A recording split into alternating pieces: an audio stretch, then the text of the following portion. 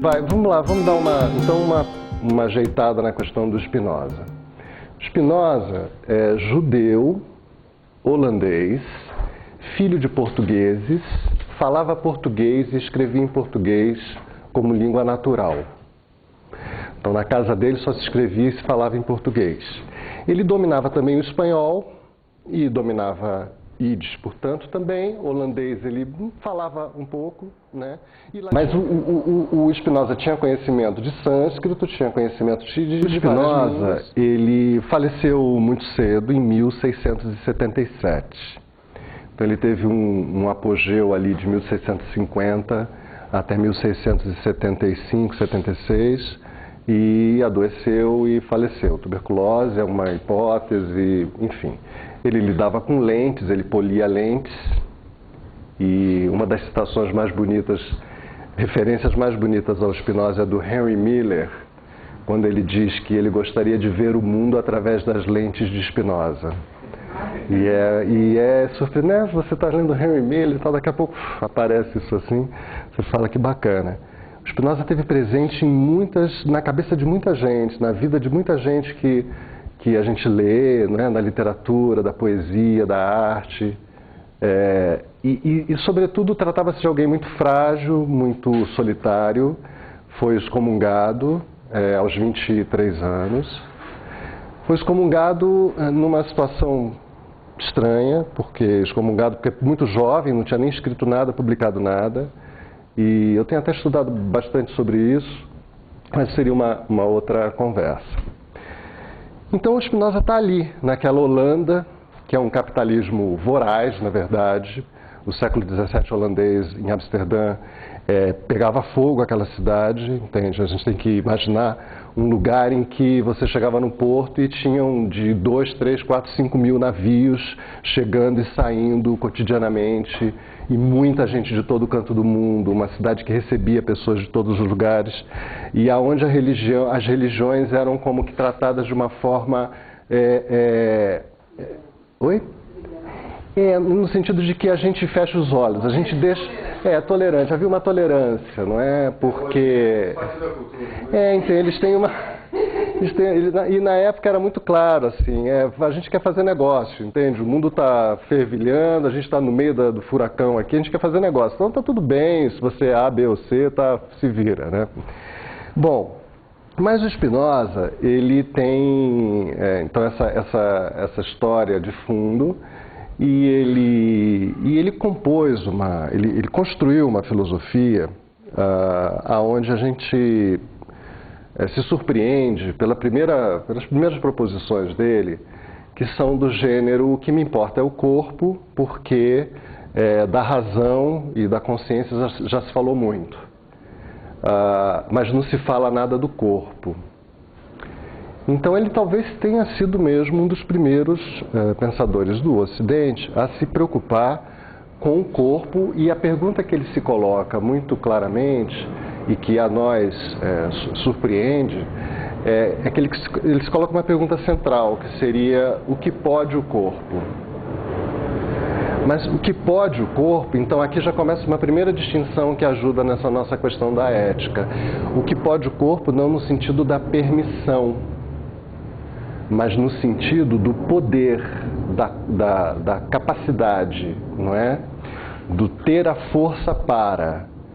E enquanto que até então o corpo era tratado como aquele que pode ou não pode fazer isto ou aquilo, no sentido da permissão, por conta da tradição cristã e mesmo de uma certa tradição grega. Então, essa distinção, digamos assim, não é? Entre corpo e pensamento, entre corpo e razão, entre corpo, espírito, alma, enfim, esse tipo de distinção sempre foi uma distinção desigual, porque ela era uma distinção no sentido de que se um aponta para um lado, então o outro deve apontar para o outro.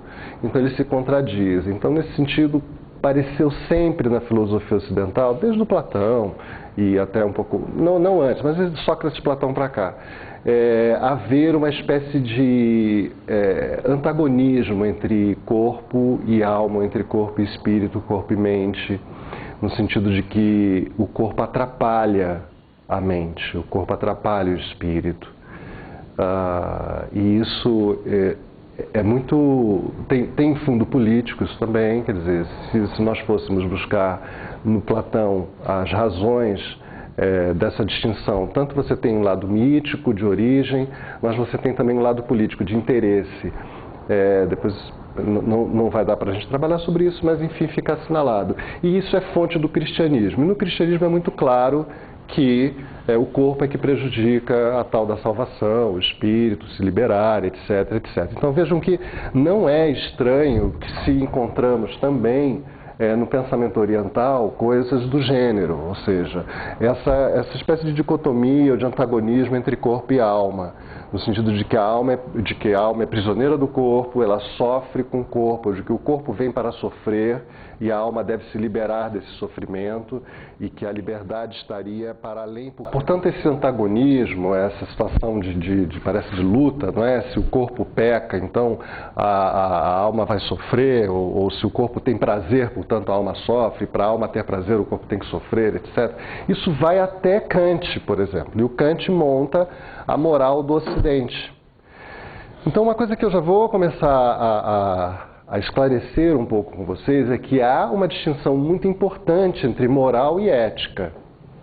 Moral é uma coisa, ética é outra. E essa distinção, por exemplo, quando eu leio o problema do Dharma, né, a dimensão do Dharma, eu comecei a ler de uma forma, fui relendo e comecei a ler agora um pouco mais próximo do Spinoza. Quer dizer, um pouco mais próximo da questão da ética do que da moral. Vamos ver se dá certo. Vocês vão ter que me ajudar também. Isso, que pode o corpo, né?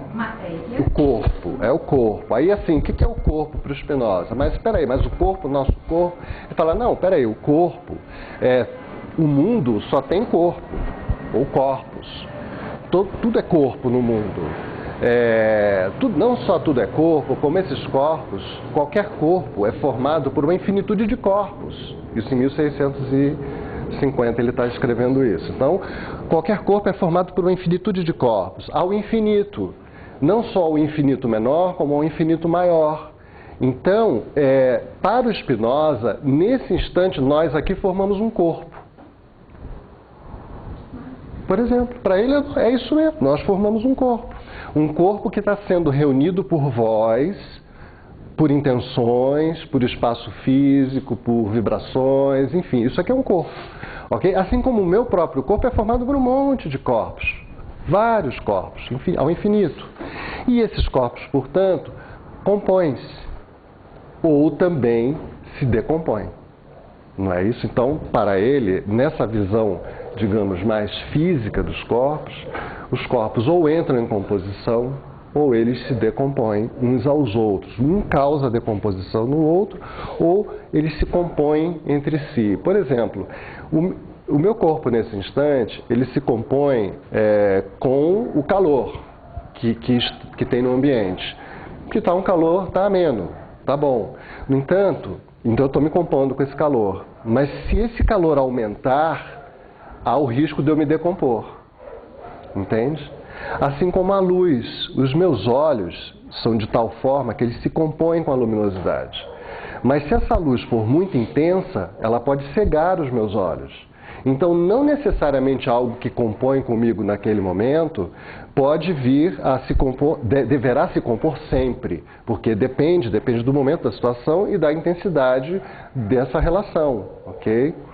Então, dito isso, essa parte mais física do que seria o corpo, o que é o corpo, então assim, o que pode o corpo? Portanto, que pode tanto o meu corpo, no sentido de que até onde ele pode ir, no sentido desse corpo aqui nosso, onde ele pode ir, no sentido de uma sociedade que forma um corpo maior, o que pode essa sociedade, o que decompõe essa sociedade, o que não a compõe, e como, em algum outro momento eu vou dizer para vocês que seria...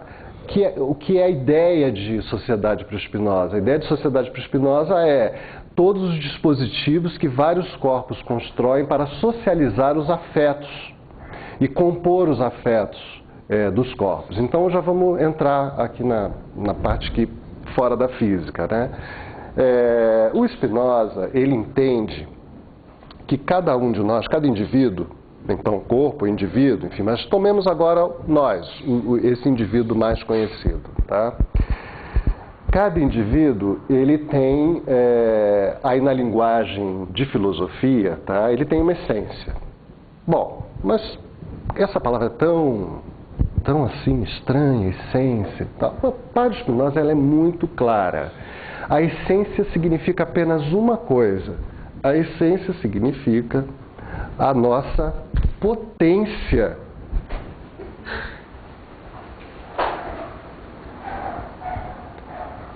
Potência de existir. O Spinoza é o seguinte, olha, a sua essência é a sua potência de existir. Ah, mas espera aí, Spinoza, porque antes essência era uma coisa assim, animal racional, não é? Planta, vegetal, espécime tal, a essência daquilo. A essência era algo do geral, da ordem do geral e do universal. E para o Spinoza, ele não caminha no sentido do universal e do geral, ele caminha no sentido do singular. Então, para o Spinoza, cada indivíduo tem o seu grau de potência. Ok? O seu grau de potência. Podemos ser até semelhantes, mas cada um de nós possui o seu grau de potência. E essa é a sua essência. Agora, este grau de potência, que é a sua potência de existir, ele também tem um outro nome, tá? Um outro nome, que a gente vai chamar de desejo.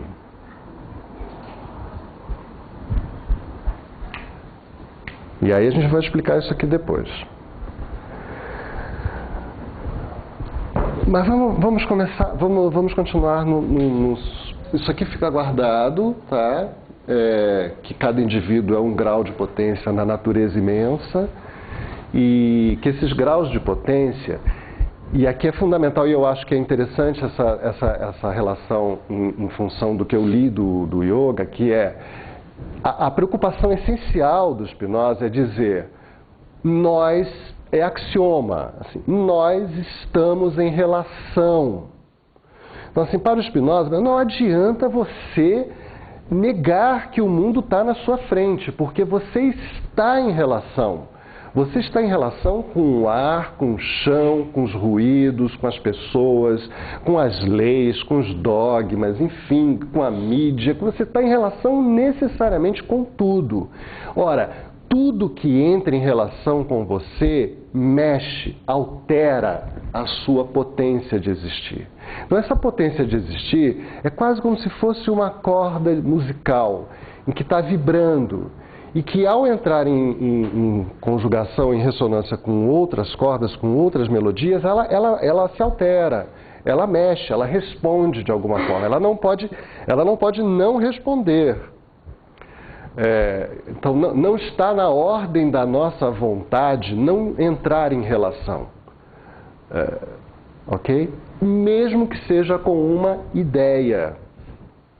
Porque eu posso estar no monte do Everest lá sozinho, mas eu tenho ideia. Então, nós, então, entramos em relação com o mundo, e essa relação com o mundo, para nós, ela aparece através de uma interface que é a consciência. Então, a consciência é aquilo que nos diz da relação que temos com o mundo. E aqui, de fato, eu encontro uma correlação com a ideia na yoga, no hinduísmo, enfim, na filosofia oriental, que seria essa preocupação em apaziguar a consciência. Então, vejam, uma coisa é o Spinoza dizer, é impossível não estar em relação, mas não significa que eu não possa apaziguar a minha consciência em função... Porque, no fundo, eu sou fruto das relações. Por mais que em algum momento eu consiga me afastar dessas relações, toda a minha história é resultado das relações, desde que nasci. Então, isso está gravado no meu corpo, isso faz parte dos meus hábitos, isso faz parte da minha maneira de ser. ok? Das minhas repetições, de hábitos corriqueiros, enfim, da resposta emocional que eu tenho ao mundo e que pode alguns chamarem de personalidade, tá? Que é a maneira como eu construo respostas emocionais ao mundo que me rodeia. Isso faz parte do meu conjunto de relações, mas evidentemente tem lá o meu grau de potência. A maneira, portanto, como eu me relaciono com isso. A maneira como eu me relaciono com aquilo com o que eu me encontro. É a minha maneira de se relacionar. Quer dizer, é possível que eu possa fazer diferente daquilo que eu fazia? É possível que eu possa me entender diferentemente do modo como eu me entendia? Bom, daí que entra esse probleminha da consciência que o Spinoza nos diz, que é uma espécie de interface que sinaliza que o mundo está aí me afetando. Então, todo o corpo, aí vem uma outra questão bacana, que seria a seguinte, depois eu retorno a essa questão do desejo aqui. Todo o corpo, então todo indivíduo, ele tem um poder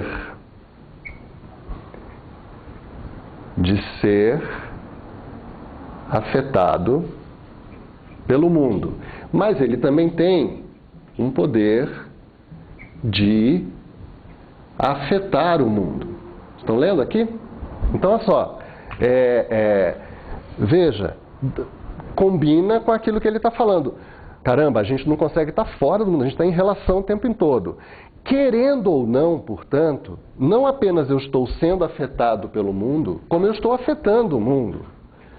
Não preciso falar, não preciso me mexer, não preciso ter alguma ação específica para afetar o mundo. Eu existir, eu afeto. Aquilo que se encontra comigo está sendo afetado por mim, intencional ou não.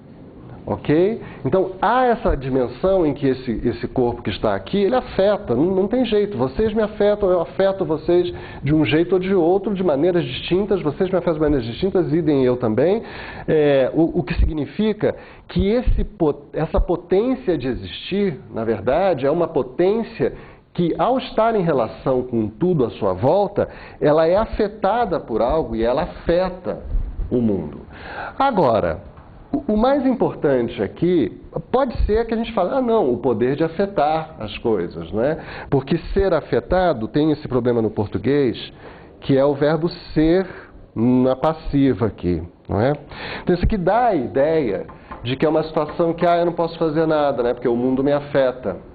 O mundo, eu encontro com o mundo, sim, há uma dimensão onde você não pode fazer muita coisa porque o mundo está aí te afetando. Agora, oi? Estar afetado também. Mas vamos pensar assim. Eu assisti um filme. Eu fui assistir um filme. Os Miseráveis também, né? Os Intocáveis. Os Intocáveis. Intocáveis. Lindo, lindo, lindo, lindo. O filme Intocáveis, tá legal. Eu assisto o filme, sou afetado pelo filme. Mas olha que interessante. Quando você vai conversar com as pessoas, cada um fala um pouco uma coisa. Então, aqui, no ser afetado, o mais importante, sabe o que é? O poder. Caramba, poder ser afetado. Porque tem gente que viu o filme e não viu nada. Entendem? Assistiram aquele uma história legalzinha. Oi? A pipoca estava ótima e tal, mas assim, e não foi afetado, entendem? E não é afetado. Então, o ser afetado é um poder. Como você é afetado? Então, o poder de cada corpo vai dizer até onde eu posso ser afetado, não é? E assim, e daí de você, de repente, ler em alguém que escreve sobre esse filme, que você fala, nossa, mas ele viu isso? Sim, talvez porque seja um especialista, talvez porque seja alguém que sofre, que tem uma pessoa com deficiência, talvez, etc. Então, assim, o que é poder ser afetado nesse sentido? Então é bacana porque você escapa dessa dimensão passiva. Não é assim, todo mundo é afetado. Não, calma, existe um poder aqui também. Existe um exercício aqui também. Bom, No sentido de de condição, de potência. De potência. Poder de escolha de como aquilo vai ser feito. Calma, ainda não. Porque a escolha teria relação com escolha, decisão, liberdade, vai estar relacionado, livre-arbítrio e tal, etc. Isso. Mas aqui a gente está tentando entender que seria o quanto a minha condição entende aquilo. Vejam, eu tenho trabalhado atualmente, um trabalho que eu já tenho feito há 1 ano e pouco, eu tenho trabalhado para o Ministério da Saúde justamente com pessoas com deficiência, na área para pessoas com deficiência. A gente está lá escrevendo a política nacional e tal, etc. E a gente tem insistido numa dimensão que é a seguinte, trata-se de um foco de experiência da nossa atualidade. Por quê? Porque cada vez mais, não se iludam, há 30 anos atrás não havia sequer a presença em lugar algum de pessoa com deficiência. Todas eram enclausuradas pelas famílias, por mil problemas, por dificuldades, etc. Hoje, por conta de muitas leis, direitos, etc., você já vê que existe, porque tem ali aquela vaga, porque tem aquela cadeira lá no cinema, entende? Então, mais ou menos, a sociedade está sendo levada a entrar em relação. Mas espera aí, entrar em relação... E eu digo assim sempre, o direito, ele assegura que haja uma relação nossa com as pessoas com deficiência, mesmo que seja no campo da não relação. Porque para entrar em relação, falta muito ainda. Entrar em relação significa se implicar de fato. Não é se engajar de fato, poder ver, poder olhar. E isso só vai acontecer, sei lá, daqui a quanto tempo, porque assim, as escolas continuam podando, tem N problemas, não vamos entrar nesse aspecto, mas só para vocês sentirem que há uma diferença assim, o direito garante, ao garantir, é como que se nos eximisse de ter que entrar em relação, percebem? Funciona um pouco, é muito estranho isso, porque ele garante algo que é o direito de um cidadão que tem um tipo de problema e diferença apenas, estar em sociedade, mas para nós é assim, já garantiu que ele tem esse direito, então tá bom, então tá tudo certo.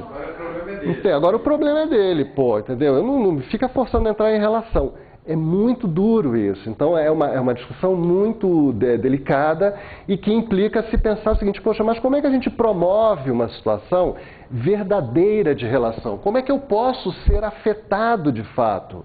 Não negativamente, como é hoje em dia, não é? Ou não na situação da repulsão ou da não relação. Oi? Ou da discriminação. Exato. Bom, e daí vem N discussões da nossa sociedade de outros problemas, de outros casos, de outras situações, tá bom. Mas é só para exemplificar o seguinte, então esse poder de ser afetado, ele é complexo, é sutil, é sofisticado, digamos assim, porque ele não é algo do gênero, eu posso enxergar, que legal, você pode enxergar, mas as pessoas se enxergam de maneiras diferentes. Não é? Até que se for falar da física, o esquimó vê 50 tipos de branco, não dizem? E eu não vejo mal e vejo um. Se não consigo ver, eu vejo mais ou menos um. Ele vê 50. Então, só por aí você já fala, o poder de ser afetado, meu. O cara tem e eu não tenho. Desenvolveu nele, não desenvolveu em mim. Pronto. Ok.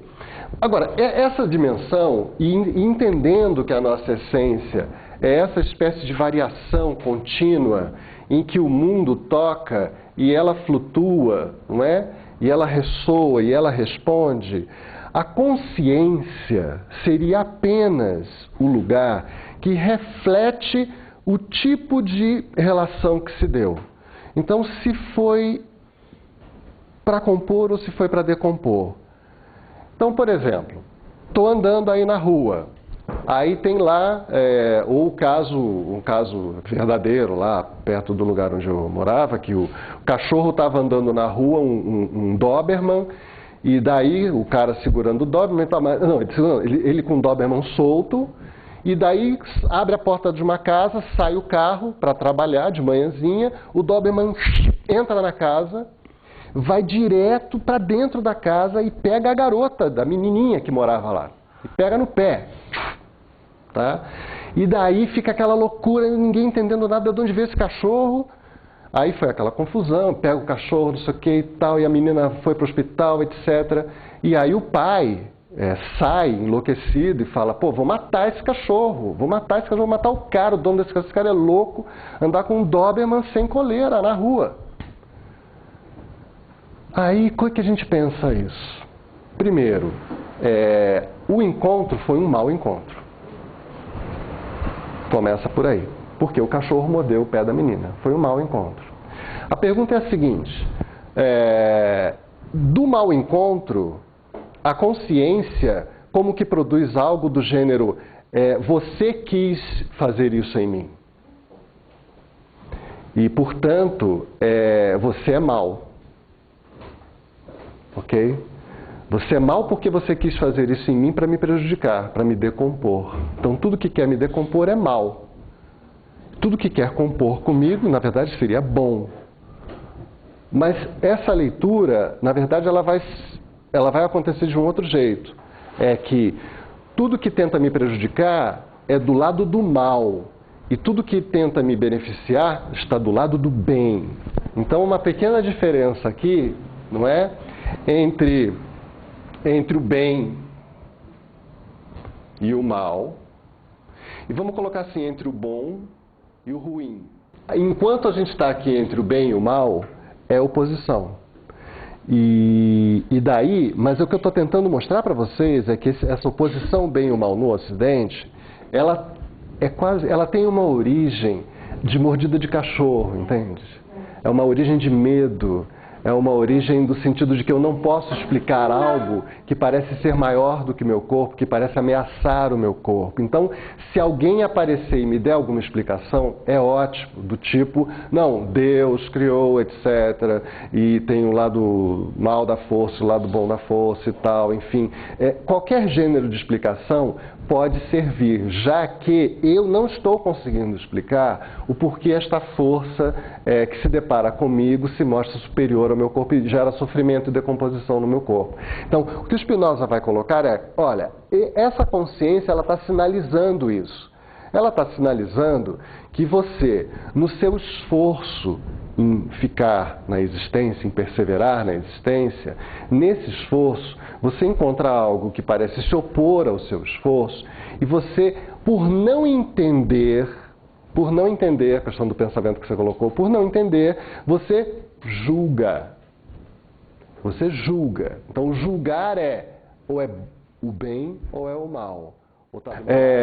Essa consciência que lida com o bem e com o mal, portanto, que valora, que se utiliza de valores, portanto, para julgar, é o que o Spinoza diz, olha, isso está no campo, obviamente, da moral.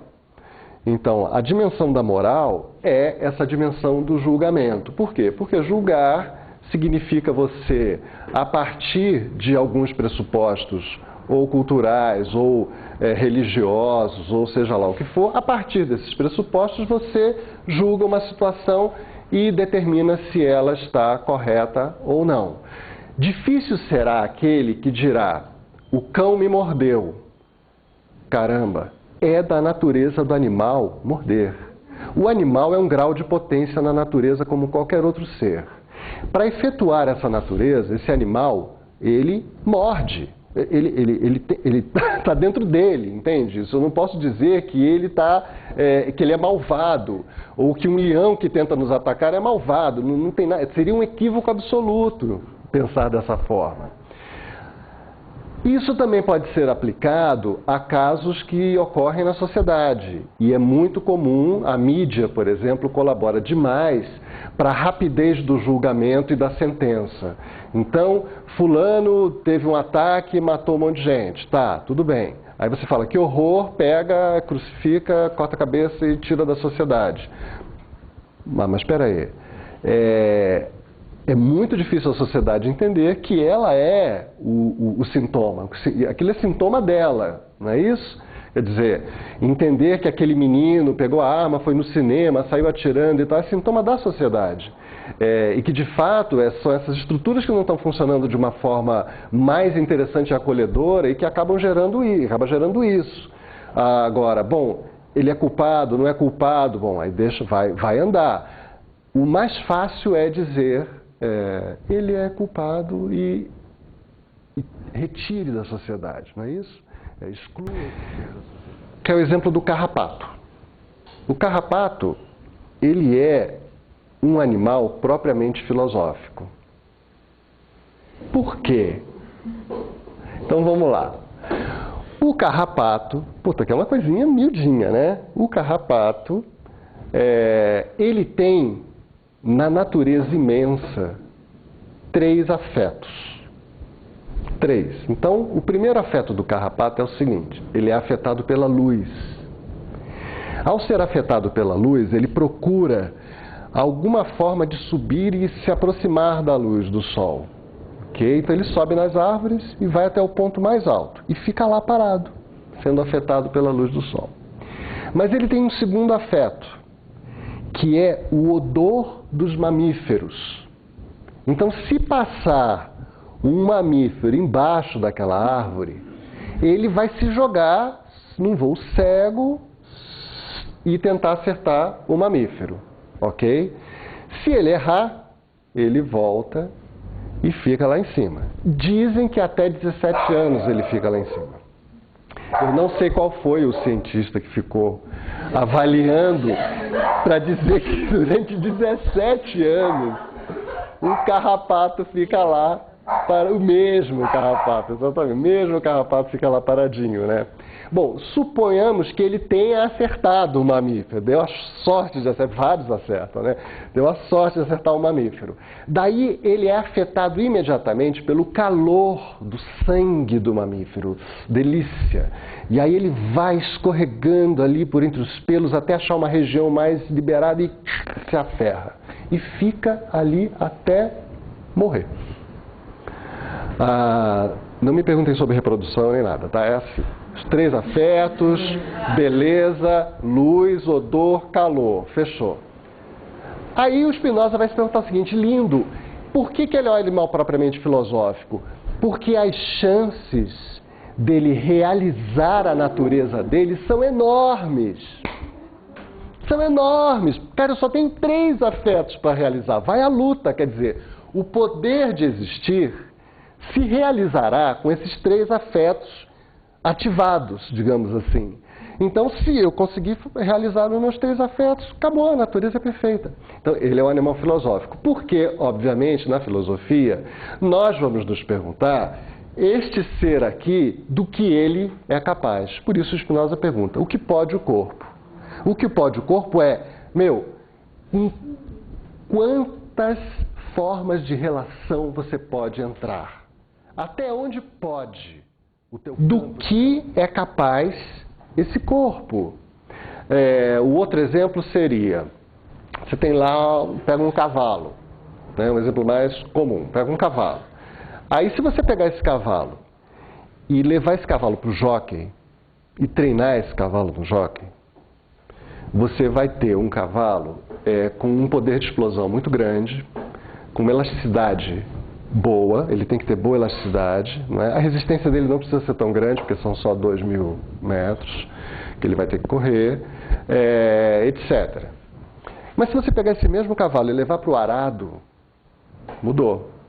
Esse cavalo vai ter que ter um torque muito bom. Ele não precisa ter explosão, ele tem que ter torque. Portanto, a musculatura dele vai ser outra, não é? Ele tem que ter resistência, porque ele vai ficar muitas horas embaixo do sol trabalhando. Ok? Spinoza diz, mas espera aí, o que tem o cavalo daqui a ver com o cavalo de lá? Nada. Porque os afetos que preencheram este corpo não tem nada a ver com os afetos que preencheram este outro corpo. Então são 2 indivíduos absolutamente distintos. Mas não é cavalo, não interessa. Um parece mais um leopardo, o outro parece mais um boi. Porque os afetos é que determinam. Então, aqui começa a aprofundar essa questão do Spinoza, que é, por que eu penso relação? Eu penso relação porque relação é aquilo que ativa em mim alguma coisa.